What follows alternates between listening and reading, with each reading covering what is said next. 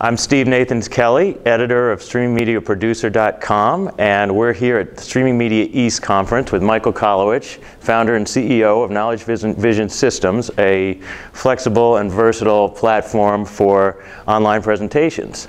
And today we're going to be talking to Michael about a concept that he actually introduced to me a few months ago, which was really fascinating to me, called flipping the webinar. You know, one of the things that it seems to me that KnowledgeVision is really about is about taking what we know both intuitively and based on the research that we have about how people watch and use and absorb online video, and particularly online video presentations, and adapting the way we present presentations online to match that. Mm-hmm. And I think this concept of flipping the webinar really plays into it, and actually there was actually an announcement today from KnowledgeVision about how that's really going to play into KnowledgeVision's product line and approach going forward. As I've talked to people who produce a lot of webinars, what they're observing is a number of things. Number one is that the yield on the invitations, the number of people who accept the invitations, is steadily going down over a period of time. And secondly, that even those who accept an invitation to a webinar, fewer and fewer of them are actually showing up. Now, some marketers say, okay, well, that's fine. All I wanted was the lead anyway. And there's kind of a cavalier, jaded aspect to that. But if you actually are serious about the content that is conveyed by the webinar, that this is not just about lead generation, but also about advancing people's knowledge about the subject, then you should care that attendance at webinars is starting to slip. So we looked at that webinar format and we said, okay, how can we improve it? I wrote an article this past January for the Content Marketing Institute, right at New Year's. And I said, it's time to reinvent the webinar for 2012. I basically said, let's apply some of the principles that are evolving in education about how to deliver content. In education, there is a concept called flipping the classroom, or the flipped classroom. And that comes from the fact that most teaching traditionally, especially at the college level, is you come in to the lecture hall and the professor stands up and he talks for 53 minutes with the PowerPoint slides behind him, and then you go away and maybe do some reading, and then you come back and then see another lecture.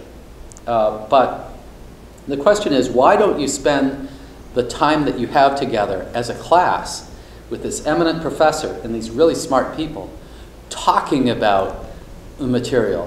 Why should the lecture be actually delivered while you're all together and live? Why shouldn't that be on demand? That was all a long preamble to say, okay, what's a flipped webinar? A flipped webinar is one that and we call it now an instant webinar. So it's applying the flipped classroom model. But an instant webinar is something that as soon as you get the invitation to pursue this subject, you get that webinar material. And you can watch a 10 or 20-minute presentation of that material right away. And you get an invitation to participate in a more interactive group discussion at a date certain in the future. So it's instant gratification delivering that material using online presentations, using all the power of synchronized video and PowerPoint and just-in-time footnotes and other devices to really get into the material, and then use your time together for interactive Q&A with the guests. So our instant webinars take that format. So the event that we have 2 or 3 weeks from now is an interactive event, not the initial presentation.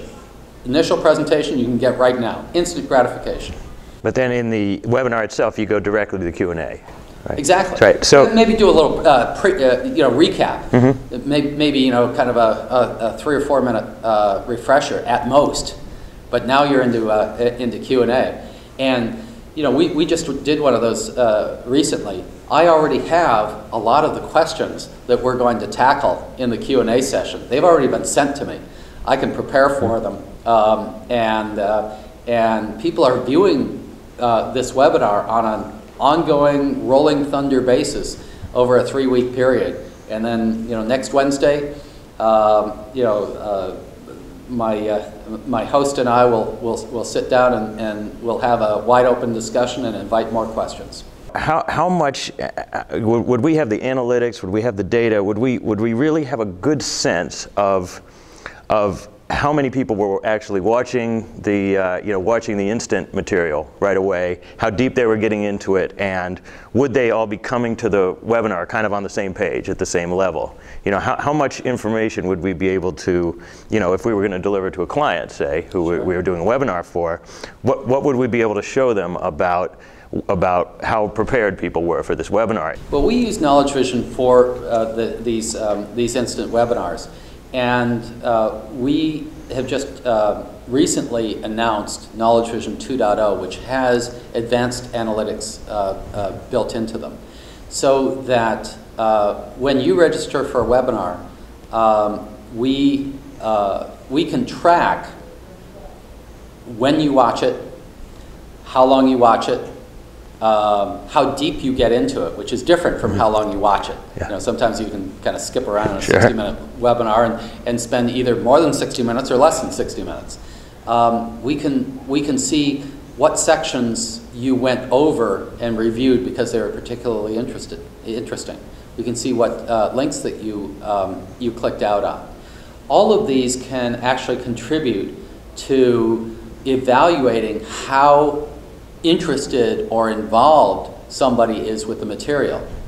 And going back to the purpose of most webinars being for marketing purposes as well as educational purposes, it's really, really easy to tell who the most involved people are in that group. They pop right out of the analytics. When you wire up really good, high-quality analytics to a webinar, you can tell exactly whether they were interested. You can tell the difference between somebody who started watching and clicked off 10 seconds later and said, not for me, not interested, and distinguish them from somebody who watched 20 minutes, or watched the whole 20 minutes, and then went back over this section again and clicked through all the links. You can score them a lot higher. And that's the brilliance of this kind of analytic experience and hooking that up to video.